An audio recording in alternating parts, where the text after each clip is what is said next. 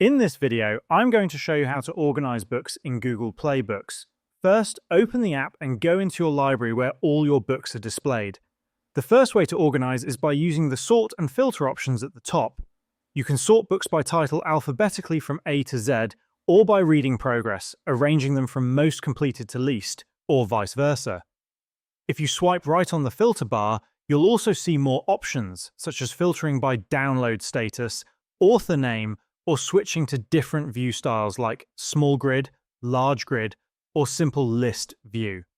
Another powerful way to organize is by using shelves. Tap on the Shelves option in your library. Here you can create new shelves one by one. Tap on Create New, type the name of your shelf, and save it by tapping the checkmark icon. Once created, you can add books into that shelf by tapping Add Books, selecting the ones you want, and then saving. Repeat this process to create as many shelves as you like.